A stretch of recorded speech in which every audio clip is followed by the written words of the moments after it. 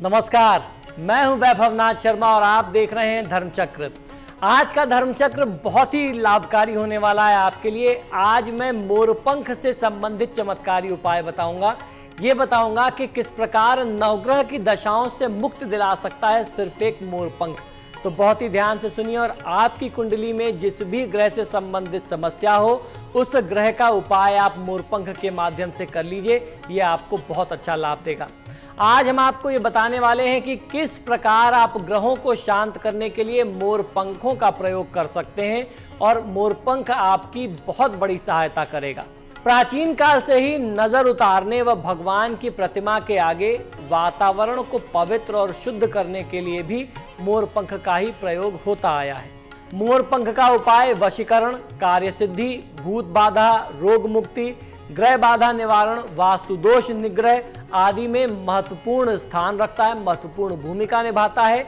इसे सर पर धारण करने से विद्या में लाभ मिलता है, विद्या प्राप्ति होती है, बुद्धि प्रखर होती है, या फिर सरस्वती माता के उपासक और विद्यार्थी जो हैं पुस्तकों के मध्य अभिमंत्रित मोरपंख रख करके लाभ उठा सकते हैं। मंत्र सिद्धि के लिए जपने वाली माला को मोरपंख के बीच में रखा जाता है, जिससे आपकी माला की शक्ति बढ़ती है। घर में अलग अलग स्थान पर मोरपंख रखने से घर के गलत वास्तु की अशुभ ऊर्जा को शुभ वास्तु व शुभ ऊर्जा में बदला जा सकता है। क्या आप जानते हैं कि नवग्रह की अशुभ दशा के से बचने के लिए भी मोरपंख का प्रयोग बहुत अच्छा है, बहुत लाभकारी होता है। आपके कक्ष में यदि वातावरण को शुद्ध करने के लिए, सकारात्मक ऊर्जा को बनाए रखने के लिए वहां मोरपंख रख दिया जाए तो यह बेहद लाभकारी सिद्ध हो सकता है। इससे भूत प्रेत की बाधा भी दूर होती है। तो आइए जानते हैं किस प्रकार आप मोरपंख का प्रयोग करके अपनी कुंडली में अशुभ ग्रहों का दोष निवारण कर सकते हैं। तो इस क्रम में सबसे पहले जानेंगे सूर्य की अशुभ दशा से मुक्ति के लिए मोरपंख का किस प्रकार से आप प्रयोग कर सकते हैं। रविवार के दिन 9 मोरपंख आप लेकर के आएं। पंख के नीचे रक्तवर्ण यानी लाल रंग या फिर मैरून रंग का धागा आप बांध लें। एक थाली में मोरपंख के साथ आपको 9 सुपारियां रखनी हैं और गंगा जल छिड़कते हुए 21 बार ओम सूर्याय नमः जाग्रय स्थापय स्वाहा इस मंत्र का जाप आपको करना है। फिर उसके बाद नवग्रह मंदिर में जाकर के 2 नारियल सूर्य भगवान को आप अर्पित करें। लड्डुओं का प्रसाद आप चढ़ाएं और आपको बहुत अच्छा लाभ मिलेगा। सूर्य की अशुभ दशा जो है तत्काल शांत हो जाएगी। आइए बताता हूं किस प्रकार आप चंद्रमा की अशुभ दशा से मुक्ति पा सकते हैं। सोमवार के दिन 8 मोरपंख आप अपने घर पर लेकर के आइए। पंख के नीचे सफेद रंग का धागा आपको बांध लेना है। धागा बांधने के बाद इन 8 मोरपंखों को एक थाली में आप रख दीजिए और इनके साथ 8 सुपारियां भी आप रखिए। इन मोरपंखों और सुपारियों पर गंगा जल छिड़कते हुए 21 बार आपको जो मंत्र बताता हूं उसका जाप करना है। यह मंत्र है ओम सोमाय नमः जाग्रय स्थापय स्वाहा। मंत्र जाप करते जाना है, उस पे जल का छिड़काव करते जाना है। मंत्र जाप कर लेने के बाद घर के आसपास जो भी नवग्रह का मंदिर हो वहां जाकर के 5 पान के पत्ते व चंद्रमा और महादेव शिव को आपको अर्पित करना है और उसके साथ साथ बर्फी का प्रसाद आपको भोग स्वरूप अर्पित करना है। इससे आपकी कुंडली में जो भी अशुभ चंद्रमा का दोष होगा वह शांत होगा। अब बात करते हैं मंगल के अशुभ प्रभाव से मुक्ति की, मंगल की अशुभ दशा से मुक्ति पाने के उपाय की। आपको करना यह है कि मंगलवार के दिन 7 मोरपंख लेकर के आएं। पंख के नीचे लाल रंग का धागा बांध लें। एक थाली में पंखों के साथ आपको 7 खड़ी सुपारियां रखनी है। गंगा जल छिड़कते हुए आपको जो मंत्र बताता हूं उस मंत्र का जाप करना है। 21 बार आपको इस मंत्र का उच्चारण करना है। यह दिव्य मंत्र है ओम भूपुत्राय नमः जाग्रय स्थापय स्वाहा। इस मंत्र का जाप आप करते जाइए, उस पर गंगा जल का छिड़काव करते जाइए। फिर घर के आसपास जो भी नवग्रह मंदिर है वहां जा करके 2 पीपल के पत्तों पर अक्षत रख करके मंगल ग्रह को और हनुमान जी को आप अर्पित करें। इससे आपको बहुत अच्छा लाभ मिलेगा।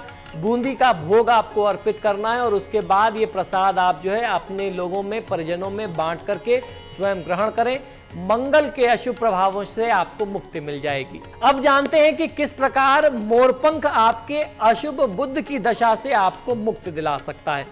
आपको करना यह है कि बुधवार के दिन 6 मोर पंख आपको लेकर के घर पर आना है। पंख के नीचे हरे रंग का धागा बांध लेना है, कच्चे सूत का हरा धागा आपको बांधना है और एक थाली में इनको रख लेना है पंखों को। इसके साथ 6 सुपारियां भी आप रखें। गंगाजल छिड़कते हुए ओम बुद्धाय नमः जाग्रय स्थापय स्वाहा इस मंत्र का आपको जाप करना है। नवग्रह मंदिर में जाकर के जामुन अथवा बेरियां बुध ग्रह को आप अर्पित करें और गणेश जी को दूर्वा और मोदक अर्पित करें। केले के पत्ते पर मीठी रोटी का प्रसाद आप गणेश जी को और बुद्ध भगवान को अर्पित करते हैं तो आपको बहुत अच्छा फायदा मिलेगा।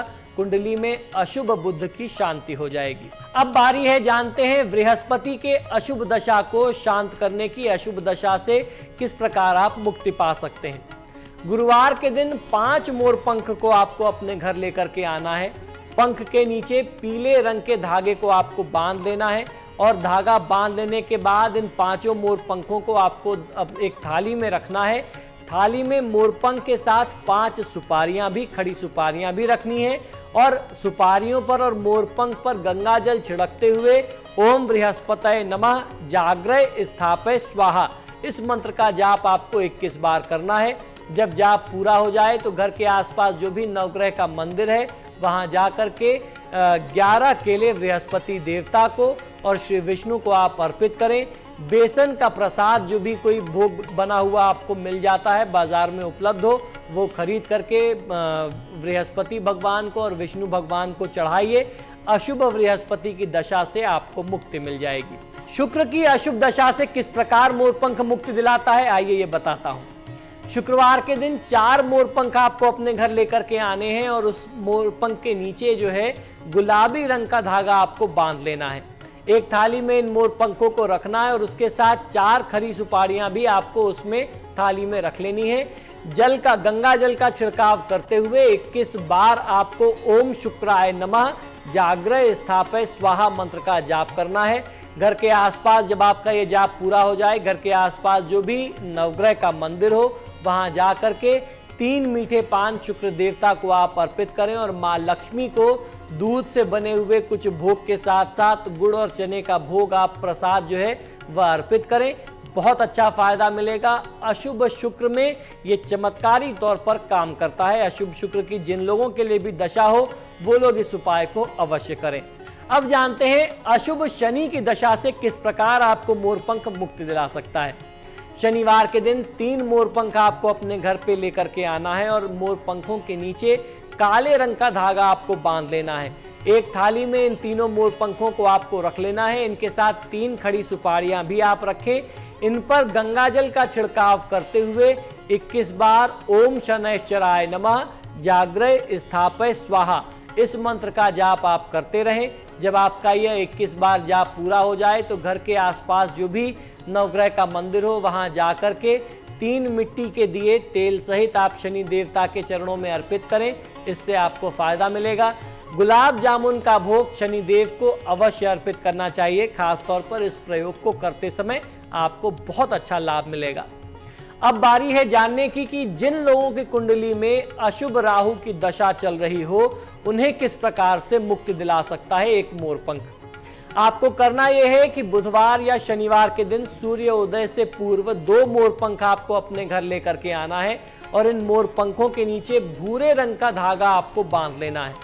एक थाली में इन मोरपंखों को रख लीजिए। उनके साथ 2 सुपारियां, खड़ी सुपारियां आप रखिए।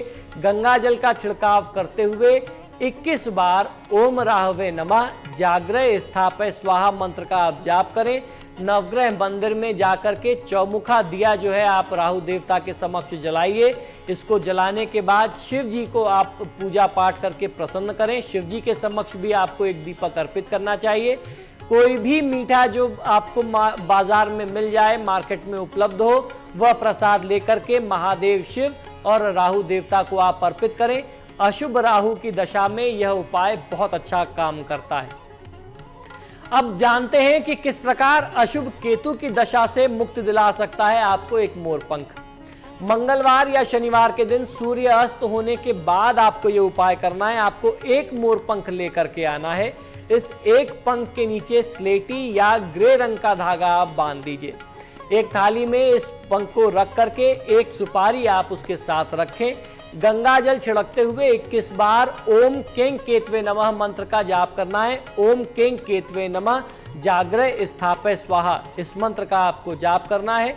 जाप कर लेने के बाद घर के आसपास जो भी नवग्रह मंदिर हो वहां जा करके आपको एक कलश में जल भर करके, मिट्टी के कलश में जल भर करके केतु देवता के समक्ष अर्पित करना है। हनुमान जी को जो भी प्रसाद आपको बाजार में मिल जाए वह भोग, मिष्ठान यानी कोई भी मोदक और उसके साथ साथ फलों का भोग आपको हनुमान जी को और केतु देवता को अर्पित करना चाहिए। इससे अशुभ केतु की दशा में बहुत अच्छा लाभ मिलता है।